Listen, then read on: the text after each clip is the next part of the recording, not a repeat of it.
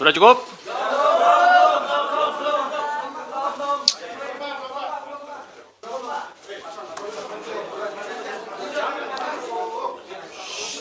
Cukup ya?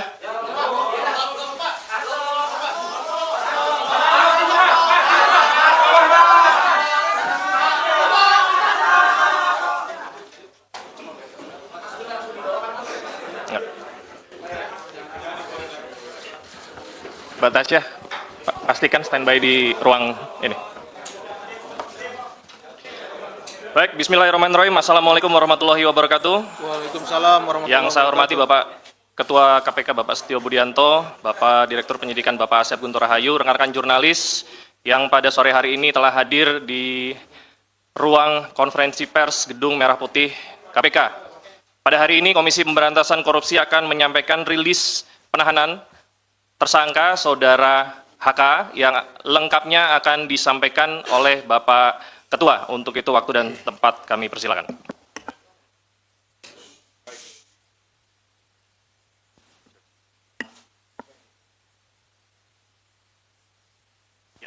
Tes 1, 2, 3. Baik, terima kasih Jubir, Pak Tesa, dan Pak Direktur Penyidikan, Pak Asep. Assalamualaikum warahmatullahi wabarakatuh. Waalaikumsalam warahmatullahi wabarakatuh. Selamat malam dan salam sejahtera untuk kita semuanya. Salam sehat. Yang saya hormati semua rekan-rekan jurnalis yang hadir di ruang konferensi pers Komisi Pemberantasan Korupsi.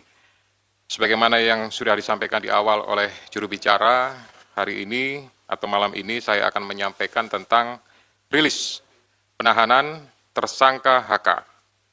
Jadi disampaikan sebelumnya bahwa pada tanggal 23 Desember 2024, KPK telah menetapkan Saudara HK sebagai tersangka berdasarkan surat perintah penyidikan nomor Sprindik 152 dik 00 01 12 2024 tanggal 23 Desember 2024, yaitu dengan persangkaan dengan sengaja mencegah, merintangi atau menggagalkan secara langsung atau tidak langsung penyidikan perkara dugaan tindak pidana korupsi terkait penetapan anggota DPR RI terpilih 2019-2024 yang dilakukan oleh tersangka Harun Masiku bersama-sama dengan Saiful Bahri berupa pemberian sesuatu hadiah atau janji kepada pegawai negeri atau penyelenggara negara, yaitu Wahyu Setiawan selaku anggota Komisi Pemilihan Umum Republik Indonesia periode tahun 2017 sampai dengan 2022 bersama dengan Agustiani Tio F sebagaimana dimaksud dalam pasal 21 Undang-Undang Nomor 31 tahun 1999 tentang pemberantasan tindak pidana korupsi sebagaimana telah diubah dengan Undang-Undang Nomor 20 tahun 2001 tentang perubahan atas Undang-Undang Nomor 31 tahun 1999 tentang pemberantasan tindak pidana korupsi junto pasal 55 ayat ke-1 UKUHP. Dengan uraian perbuatan melawan hukum sebagai berikut. 1. Bahwa pada tanggal 8 Januari 2020 pada saat proses tangkap tangan KPK kepada para pihak, Saudara HK memerintahkan Nur Hasan, yaitu penjaga rumah aspirasi di Jalan Sultan Syahrir nomor 12A, yang biasa digunakan sebagai kantor oleh Saudara HK, untuk menelpon Harun Masiku supaya merendam HP dalam air dan segera melarikan diri. Atas perbuatan tersebut menyebabkan Harun Masiku tidak dapat ditangkap dan melarikan diri sampai dengan saat ini. Yang kedua, bahwa pada tanggal 6 Juni 2024, sebelum Saudara HK diperiksa sebagai saksi oleh KPK, Saudara HK memerintahkan Kusnadi untuk menenggelamkan HP yang dalam penguasaan Saudara Kusnadi agar tidak ditemukan oleh KPK, di mana terdapat substansi yang berkaitan dengan pelarian tersangka Harun Masiku yang perkaranya saat ini sedang ditangani KPK. Yang ketiga, selain itu Saudara HK mengumpulkan beberapa orang terkait dengan perkara Harun Masiku dan mengarahkan agar orang-orang tersebut pada saat nanti dipanggil oleh KPK tidak memberikan keterangan yang sebenarnya, di mana diduga tindakan tersebut bertujuan untuk merintangi serta mempersulit proses penyidikan perkara suap yang sedang berjalan. Bahwa sampai dengan saat ini penyidik telah melakukan permintaan keterangan sebanyak 53 orang saksi, 6 orang ahli, dan juga telah dilakukan kegiatan upaya paksa berupa penggeledahan di beberapa lokasi dan penyitaan dokumen, barang bukti elektronik, dan barang-barang lainnya. Guna kepentingan penyidikan terhadap tersangka HK dilakukan penahanan selama 20 hari, terhitung mulai tanggal 20 Februari 2025 sampai dengan tanggal 11 Maret 2025. Dan penahanan dilakukan di cabang rumah tahanan negara dari Rumah Tahanan Negara kelas 1 Jakarta Timur. Terhadap perkara suap, yaitu bersama-sama dengan Harun Masiku dan kawan-kawan memberi sesuatu hadiah atau janji kepada Wahyu Setiawan selaku anggota Komisi Pemilihan Umum tahun 2017-2022 bersama-sama dengan Agustiani Tio F terkait penetapan anggota DPR RI terpilih 2019-2024 tetap dilakukan penyidik KPK pemberkasannya secara simultan. Demikian rilis yang dapat saya sampaikan. Selanjutnya nanti kita akan lakukan tanya jawab dan saya kembalikan kepada juru bicara. Silakan. Terima kasih banyak Bapak Ketua. Untuk itu kami persilahkan teman-teman jurnalis untuk bertanya seputar proses yang tadi sudah dijelaskan oleh Pak Ketua. Silakan. Iya, mau nanya dalam perkembangan Sebutkan nama dan medianya ya, Mas. Saya Chandra dari Metro TV. Sebelumnya KPK pernah memeriksa salah satu politikus PDIP, Yasona Lawli. Nah, kalau nggak salah waktu itu hasil pemeriksaannya adalah dia juga terlibat dalam proses pengurusan dokumen yang dibutuhkan untuk terkait kasus Harun Masiku ini. Nah, kenapa dia tidak diproses sampai sekarang oleh KPK, diproses hukum? Terus juga waktu itu ada salah satu caleg yang juga diurus sama Hasto, dia yang di Kalbar. Itu kenapa dia tidak dijadikan tersangka, tapi Harun Masiku dijadikan tersangka? Dan mungkin satu lagi, hingga kini perkembangan pencarian Harun Masiku seperti apa? Apakah masih ada jejaknya atau KPK sudah merasa dia hilang gitu aja gitu? Diterima dulu. Ada lagi? Selamat sore Pak Ketua, Pak Setio, Pak Asep, dan Pak Tessa. Saya Rian Pak, malam ya, dari CNN. Mau bertanya Pak, ini kan kalau untuk materi kayaknya udah kebuka semua oleh Biro Hukum di Praper kemarin Pak ya. Mau bertanya aja, soalnya kan kasus dari 2020 dan perintangan penyidikan dari lama. Apakah ada pihak lain, maksudnya penyidik akan mengusut pihak lain dalam proses-proses itu Pak.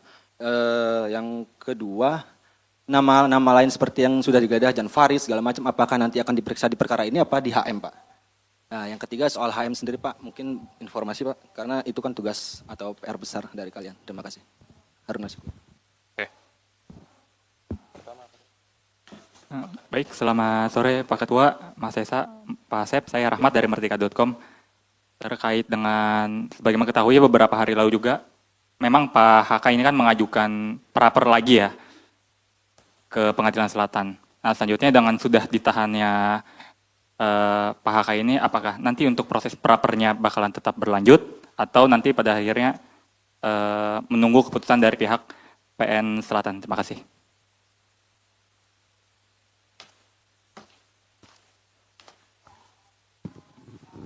Baik, terima kasih Mas Tessa, Pak Asep, dan Pak Setio. Izin saya Fadil dari Wartawan Kumparan. Mau bertanya terkait dengan kasus ini kan sejak mungkin terhitung sejak Pak Hasto ini ditetapkan sebagai tersangka, KPK terus melakukan pengusutan kasus mulai dari memeriksa sejumlah saksi terus menerus gitu.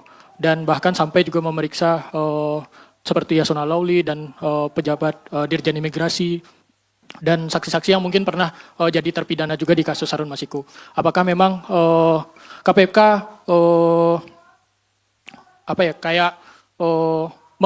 mempercepat kasus ini dan memang menargetkan bakal selesai secepat mungkin gitu. Karena kan kasus ini sudah sejak tahun 2020 gitu.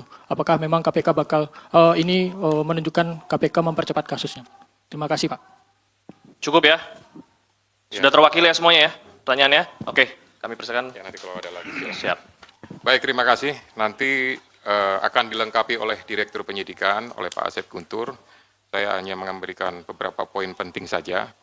Yang pertama terkait pemeriksaan terhadap salah satu petinggi di lingkungan partai terhadap kepentingannya. Nah, ini tentu berkaitan dengan yang pertama adalah terhadap surat yang sudah dikirimkan saat itu.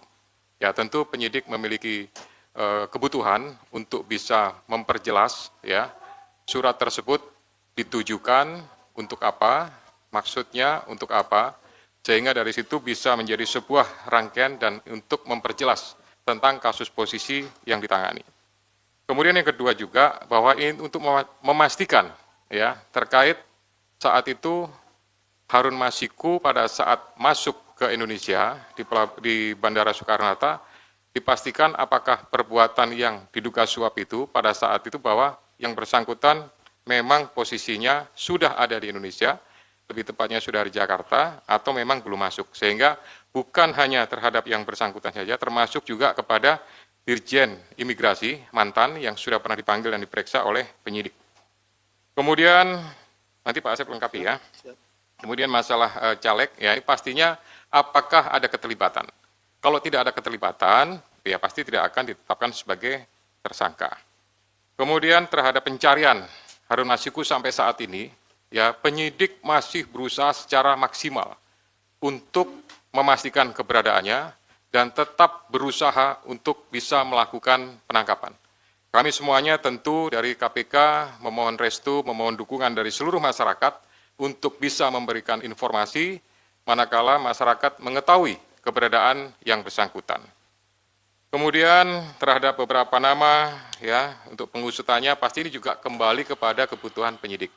Manakala memang itu sesuai dengan apa yang dipersangkakan pasti akan dilakukan pemanggilan ya bahkan tidak menutup kemungkinan akan adanya proses lebih lanjut ya.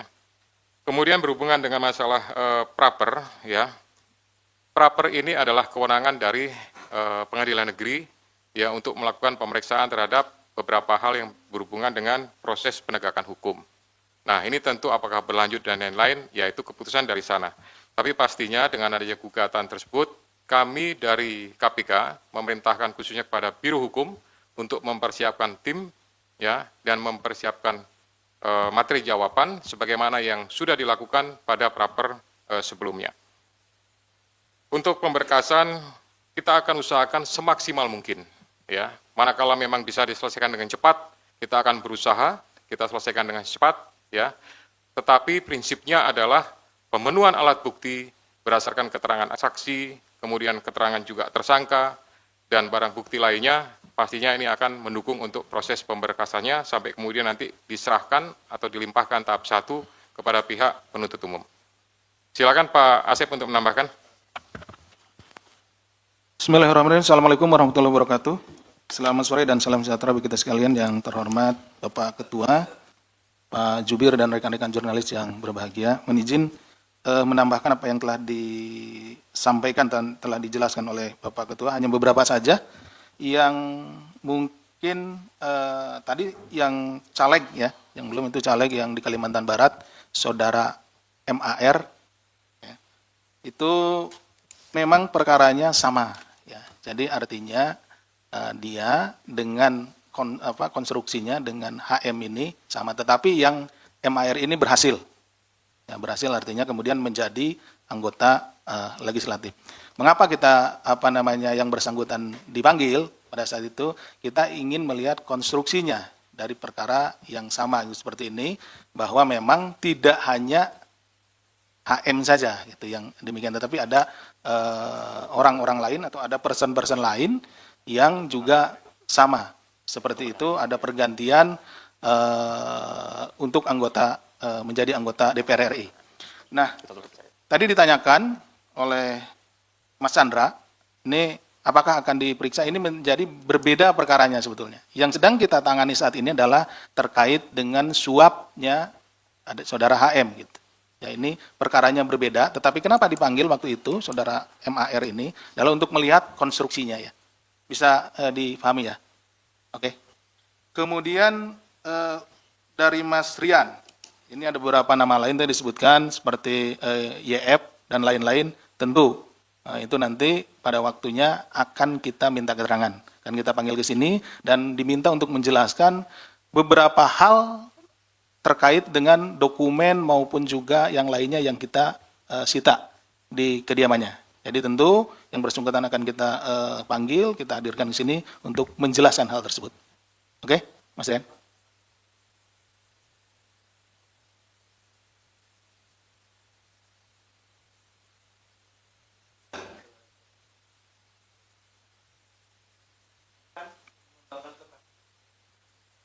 Begini, kalau penanganan perkara tentu yang saat ini sedang kita tangani ini perkaranya yang Harun Masiku. Nah, kita akan fokus tentu untuk menyelesaikan perkara ini dulu. Ya. Oke, Mas Rian? Oke. Demikian yang bisa kami sampaikan. Terima kasih. Assalamualaikum warahmatullahi wabarakatuh. Kami buka kesempatan lagi pertanyaan untuk perkara ini. Silakan. Saya Ridwan dari Jawa Pos, Pak. Ingin bertanya, Pak, pengacaranya tadi bilang bahwa pemeriksaan hari ini tidak masuk ke substansi, Pak. Dan pada awal datang tadi Pak Hasto bilang bahwa kasus ini lagi-lagi dia menyebut bahwa dipolitisasi, Pak. Ini bagaimana, Pak? Lanjut. Selamat malam Pak, saya Fedriska dari Kompas TV. Saya ingin bertanya terkait dengan penahanan Hasto pada hari ini. Sebetulnya apa yang menjadi urgensi dari penyidik untuk melakukan penahanan? Karena kan kalau kita tahu ditetapkan Hasto sebagai tersangka sejak tanggal 24 Desember lalu, namun tidak dilakukan penahanan. Apakah proses pra-peradilan kemudian menjadi salah satu pertimbangan dari penyidik pada saat itu? Nah, untuk kali ini, kemudian apa alasan sebetulnya Hasto untuk ditahan? Apakah ada kekhawatiran dari penyidik kemudian untuk menghilangkan barang bukti atau melakukan upaya-upaya lain? Terima kasih, Pak. Selamat sore Pak Asep, Pak Ketua, Mas Desa. Pak, satu pertanyaan aja Pak. Ini kan HM udah lari, udah buron sekitar 4 tahun lebih ya Pak. Artinya kan dia ada penyandang dananya. Apakah KPK sudah menemukan jejak atau indikasi bahwa Hasto ini, HK ini sebagai penyandang dananya Harun Masiku selama pelarian Pak? Terima kasih. Ada lagi?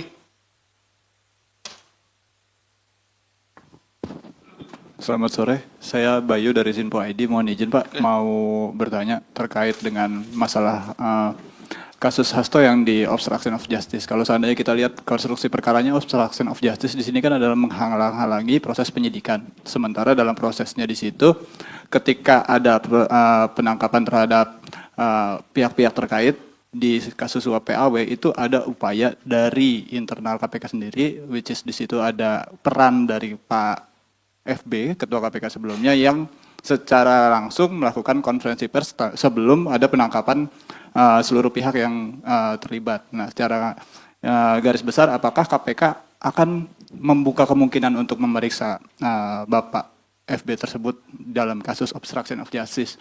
Itu yang pertama. Yang kedua, terkait masalah suap PAW, apakah ada pesanan tersendiri buat Saudara HK untuk kemudian memajukan nama HM untuk masuk ke anggota DPR? Apakah ada pesanan dari pihak yang lebih tinggi dari HK gitu di dalam partainya? Apakah itu instruksi ketua umum atau bagaimana? Mungkin bisa dijawab sejauh ini, Pak. Cukup ya? Ada lagi ya? Oke, silakan. Ya, baik, terima kasih. Jadi, tadi sampaikan bahwa pertanyaan hari ini tidak masuk pada substansi, gitu ya. Yang bersangkutan ini kan sudah dilakukan pemanggilan dan pemeriksaan beberapa kali, gitu.